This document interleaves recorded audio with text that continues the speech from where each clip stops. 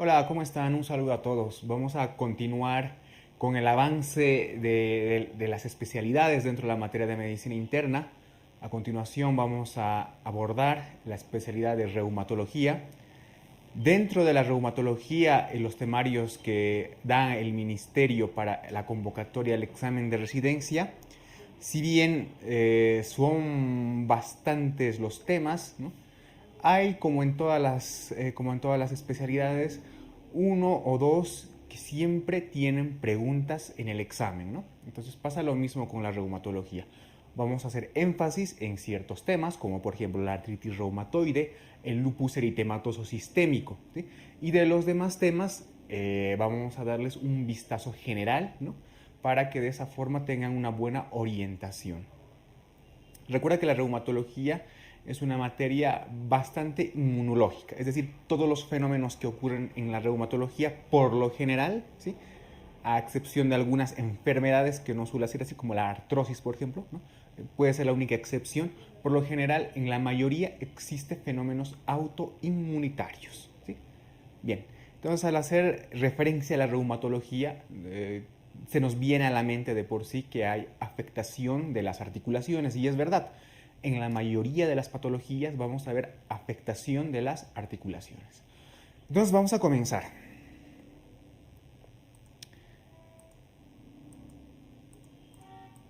Bien, el primer tema de la reumatología hace énfasis en los fármacos que más se utilizan en esta especialidad. ¿No? Estamos hablando de los corticoides, ¿no? Los corticoides, que son inmunosupresores y que a continuación vamos a ver sus características, son de por sí los fármacos que probablemente se utilizan con más frecuencia dentro de las patologías reumáticas.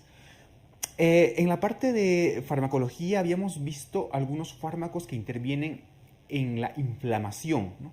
Y te había comentado de que nos hace falta estudiar un grupo de fármacos que se llaman corticoides, ¿no? Y precisamente ahora vamos a abordar estos fármacos. Bien, en la diapositiva que tú ves a continuación solamente te hago un recuerdo de lo que tú ya conoces, lo que ya hemos visto en la parte de endocrinología y también en la parte de farmacología.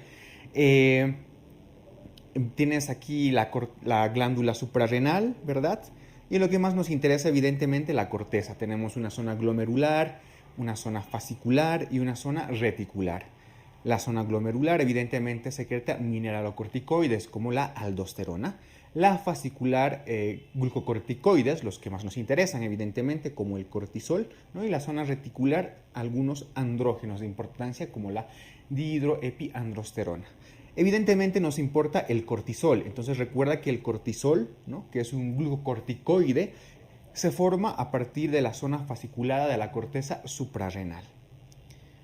Bien, hablando un poco de los glucocorticoides naturales. Dentro de los glucocorticoides naturales, ¿no? Y que se usan en la farmacología, tenemos la hidrocortisona, ¿no? Específicamente aquí en el gráfico que te estoy señalando tienes la estructura de la hidrocortisona, ¿no?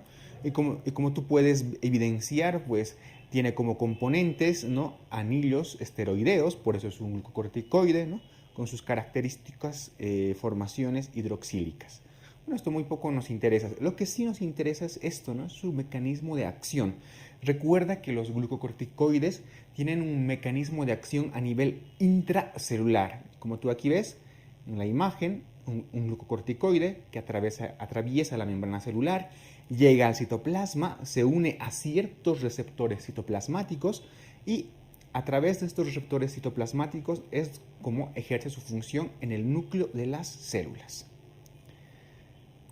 Bien, ¿cuáles son los efectos metabólicos de la hidrocortisona? Quiero que recuerdes que estos efectos van a ser los mismos, tanto en la hidrocortisona como en los corticoides sintéticos que vamos a estudiar más adelante. Pero en general, estos son los efectos generales de los glucocorticoides, ¿sí? Entonces, a nivel metabólico, ¿qué es lo que van a hacer? Esto ya lo he repasado un poco en endocrinología. Bueno, van a actuar a nivel del metabolismo de la glucosa, estimulando la gluconeogénesis, estimulando la síntesis del glucógeno. A nivel de las proteínas, tienen una acción catabólica proteica, es decir, estimulan el catabolismo de las proteínas y de esta manera van a liberar aminoácidos. ¿Qué es lo que más pasa? Te había comentado que los corticoides son hormonas contrainsulares, es decir, que tienen una acción inversa a la insulina. Es decir, los corticoides o glucocorticoides, ya sean sintéticos o como los fármacos, o naturales, ¿no? Como los que se producen en nuestro organismo, van a elevar las concentraciones de glucosa, incrementan las concentraciones de glucosa. Por lo tanto, son hormonas o sustancias contrainsulares, ¿no? Y a nivel de las grasas estimulan la movilización de los lípidos.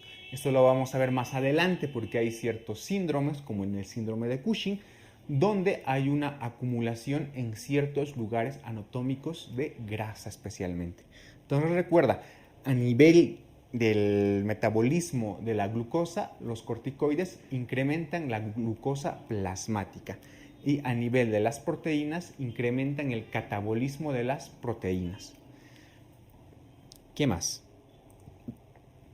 Lo que más nos interesa en la parte de reumatología, pues es evidentemente los efectos antiinflamatorios y los efectos inmunitarios que pueden tener los corticoides en nuestro organismo. Y pues bien, en esta primera parte lo que te voy a mostrar aquí es un esquema, ¿no? Tú aquí ves la membrana celular, los fosfolípidos que ya conoces, ¿no? Y si tú recuerdas, este esquema se parece un poco al que habíamos estudiado en los AINES, ¿no? En los antiinflamatorios antipiréticos no esteroideos, ¿no? ¿Y qué es lo que pasa? Yo te había mencionado aquella vez de que los corticoides actúan a este nivel, ¿sí? Inhiben la famosa enzima fosfolipasa A2, ¿no? Inhiben esta enzima. Al inhibir la fosfolipasa A2, se evita que se forme este ácido araquidónico, ¿no? Y ya tú sabes cuál es el metabolismo del ácido araquidónico. Por la ciclooxigenasa, lipoxigenasa, van a formar tanto prostaglandinas, tromboxanos, prostaciclinas, etc., ¿no? ¿Y estos qué son? Estos son factores inflamatorios, ¿no? Entonces, al inhibir la fosfolipasa A2, los corticoides evitan que se forme ácido araquidónico, por lo tanto, evitan que se formen todos estos mediadores inflamatorios y de esta manera disminuyen evidentemente la inflamación. Por hacerte algún recuerdo pequeño, recuerda que los AINES a nivel de la inflamación actúan a nivel de las ciclooxigenasas. Los AINES inhiben las ciclooxigenasas. En cambio, lo que ahora nos interesa, los corticoides inhiben la fosfolipasa A2 y de esta manera disminuyen el efecto inflamatorio, disminuyen la inflamación, ¿no? Entonces, como bien aquí dice, los corticoides tienen un efecto antiinflamatorio, ¿no? Y de esta forma es como nos van a ayudar, por ejemplo, en ciertas patologías reumáticas, por su efecto antiinflamatorio. ¿Qué más? Los corticoides tienen un efecto inmunitario. Aquí en la diapositiva que ves en la imagen, pues tienes una imagen de cómo es que se activan los linfocitos, ¿no? En la parte superior. Hay ciertas sustancias como las interleuquinas, los interferones, etcétera, que estimulan la activación y formación de ciertos linfocitos, ¿no? Como aquí ves, ¿no? La interleuquina 2, por ejemplo, se activa y aumenta la proliferación de los propios linfocitos, etcétera. Los corticoides, aquí donde tú ves el rayo, ¿no? Actúan a ese nivel específicamente, o sea, bloquean, ¿no? Bloquean, como aquí ves, la movilización y la proliferación de los linfocitos. Recuerda bien, los corticoides bloquean la movilización y proliferación de los linfocitos. Evidentemente, también inhiben estas sustancias como los interferones, las interleucinas, etc. Entonces, ¿qué es lo que pasa? Al disminuir la proliferación de los linfocitos, estamos disminuyendo la actividad inmunitaria de los linfocitos, ¿sí? Entonces, de esta manera es como los corticoides actúan a nivel inmunitario y de esta manera disminuyen la inmunidad en nuestro organismo. ¿Qué es lo que va a pasar con otras líneas celulares, sobre todo relacionadas con la inmunidad? Por ejemplo, a nivel de los neutrófilos, los corticoides aumentan los neutrófilos. Por lo tanto, producen neutrofilia. ¿Qué es lo que producen con los macrófagos? Disminuyen también la movilidad y las acciones de los macrófagos, disminuyen la actividad de los macrófagos y también disminuyen, como hace un momento te he indicado, la proliferación de los linfocitos tanto T y B. Entonces, en resumen, los corticoides disminuyen la proliferación y la movilización de los linfocitos, por lo tanto, también disminuyen la actividad de los macrófagos. Sin embargo, aumentan el número de neutrófilos produciendo una neutrofilia. Entonces, de esta manera es como reduce la inmunidad en nuestro organismo. Bien, otros efectos que pueden tener los corticoides, por ejemplo, con frecuencia producen cambios conductuales, como por ejemplo nos puede dar insomnio, euforia y en algunas ocasiones pues depresión, ¿no? ¿Qué más? A grandes dosis los glucocorticoides pueden elevar la presión intracraneal y se ha visto en algunos casos que esta elevación intracraneal simula una lesión ocupante del cerebro y es por eso que se ha denominado a este efecto, ¿no?, pseudotumor cerebri, ¿no? Recuerda que el pseudotumor cerebri es una patología de neurocirugía y también de neurología que tiene múltiples etiologías, ¿no? Pero una de ellas es la administración en grandes dosis de los glucocorticoides. ¿Qué más? Administrados en forma crónica, evidentemente, los glucocorticoides suprimen la secreción hipofisiaria de ACTH, es decir, causan un desequilibrio entre el hipotálamo, entre la hipófisis y la glándula suprarrenal, ¿no? Hay un desbalance en el eje hipotálamo-hipófisis suprarrenal. Entonces, si tú administras exógenamente, es decir, corticoides como fármacos, pues evidentemente nuestra hipófisis va a disminuir la secreción de ACTH, pero no solo de ACTH, por un mecanismo bioquímico también van a disminuir la hormona de crecimiento, la hormona estimulante de tiroides y la hormona luteinizante. ¿Sí? ¿Qué más? Favorecen la redistribución de la grasa corporal. Te había indicado de que a nivel de los lípidos, los glucocorticoides estimulan la movilización de las grasas en determinadas regiones anatómicas, como por ejemplo, hay un aumento de grasa corporal a nivel visceral, a nivel facial, a nivel supraclavicular y a nivel de la nuca, ¿sí? Precisamente en pacientes que tienen exceso de corticoides, ya sea endógenos o iatrogénicos por administrar fármacos, en ese síndrome de Cushing, ¿no? Tienen la cara redondeada, de luna llena, tienen la jiba dorsal, precisamente porque hay una movilización de la grasa corporal en estas regiones anatómicas. ¿Y qué más? Los glucocorticoides, ¿no?, también ejercen efectos importantes en el desarrollo funcional de los pulmones fetales. Y como vamos a ver más adelante, de hecho hay una indicación en la amenaza de parto pretérmino que tiene que ver con esta función, ¿sí? Bien, hemos repasado los efectos principales de un corticoide natural como es la hidrocortisona. A continuación vamos a ver los corticoides sintéticos. Los corticoides sintéticos que se han desarrollado evidentemente dentro de la farmacia, pues tienen los mismos efectos que los corticoides naturales o que la hidrocortisona. Exactamente tienen los mismos efectos y el mismo mecanismo de acción, ¿no? Entonces los corticoides sintéticos más importantes son evidentemente la dexametasona, la triamcinolona, la betametasona, la prednisolona, la cortisona, etc., ¿no? Entonces, esos son los corticoides sintéticos más importantes.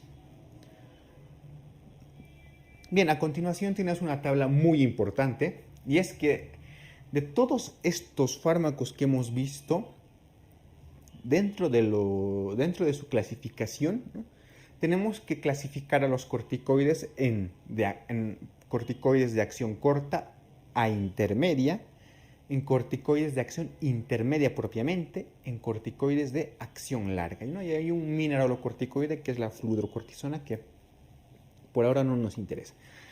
Sí nos interesa que tú sepas que los corticoides de acción corta son la hidrocortisona, que es el corticoide natural, la prednisona, todos los demás son sintéticos, la prednisona, la prednisolona y la metilprednisolona. Estos son de acción corta, recuerda, hidrocortisona, prednisona, prednisolona y metilprednisolona.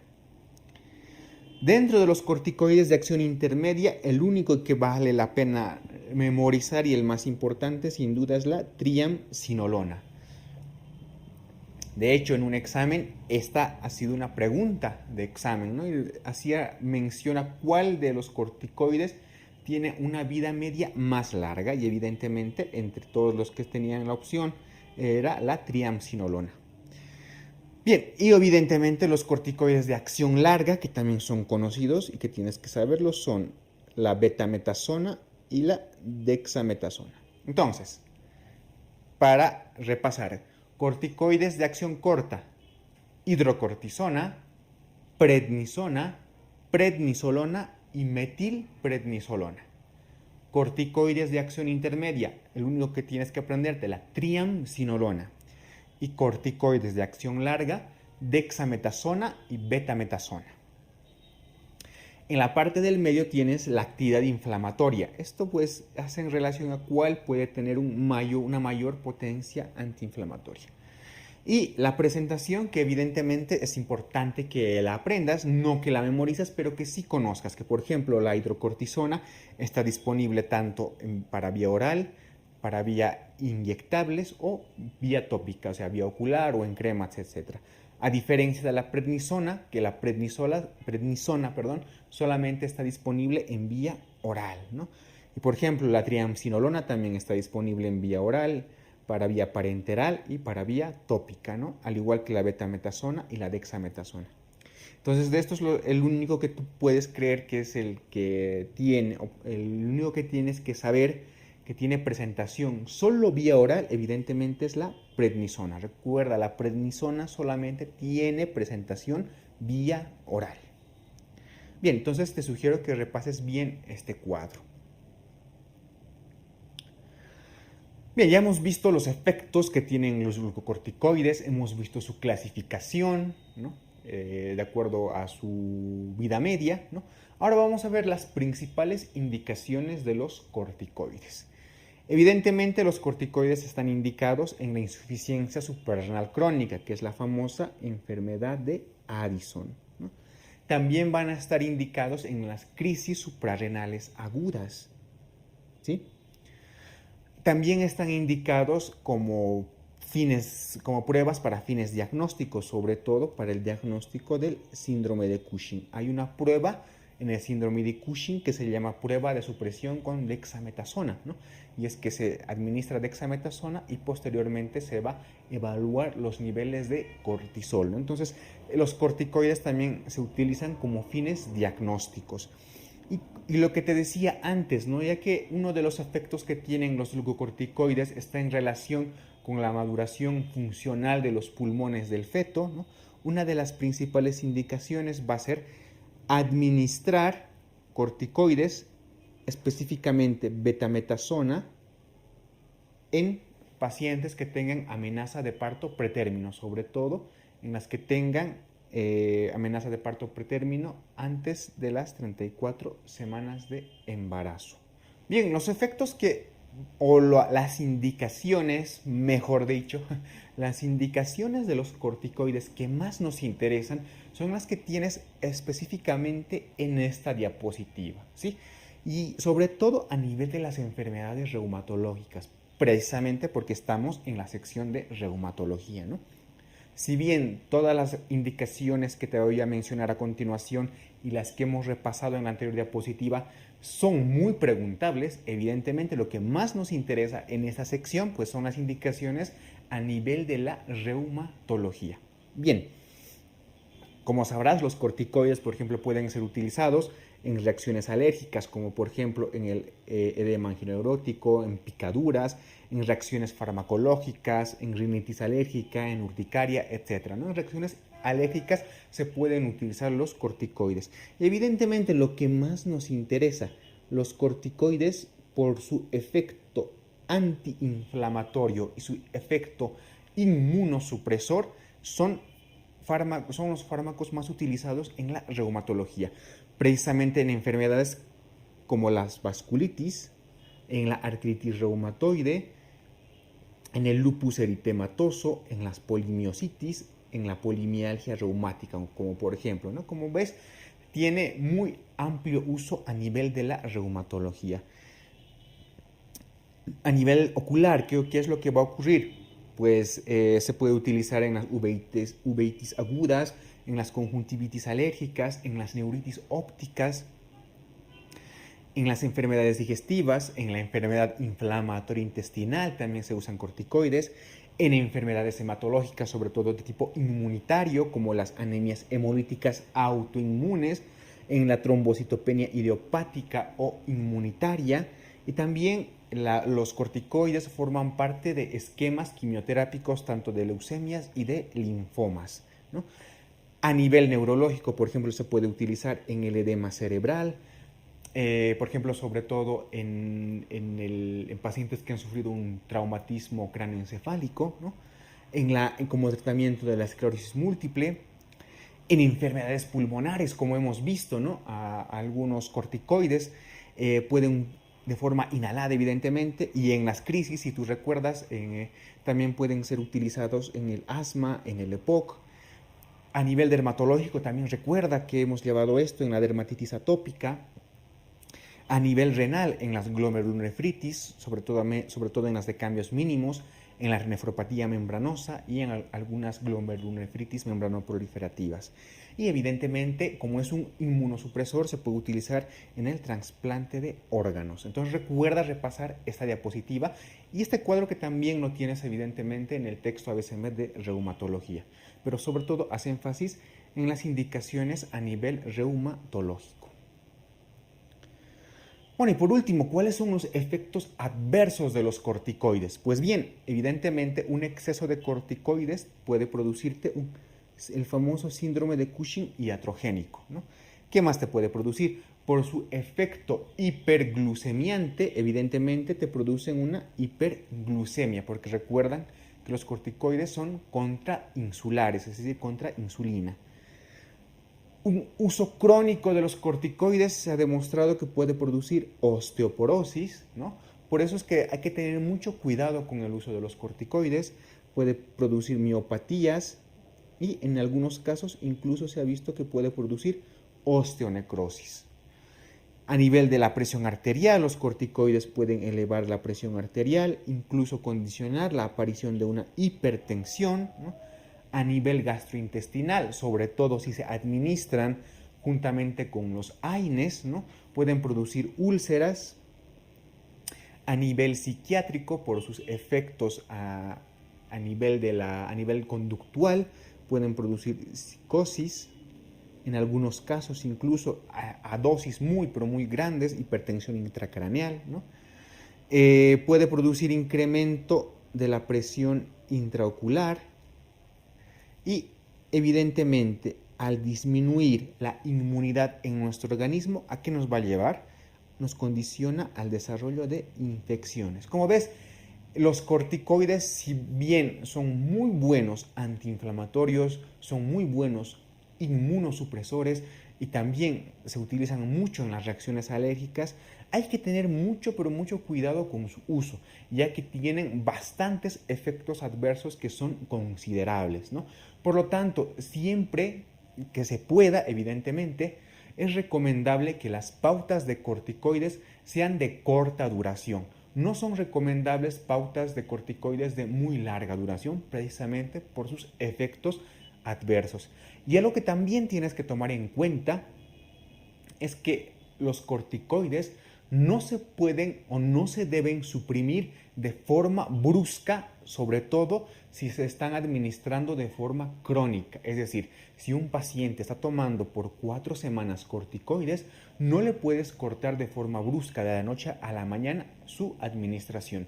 Tienes que ir disminuyendo las dosis, ¿no? Y de esta manera evitamos los efectos adversos, ¿no?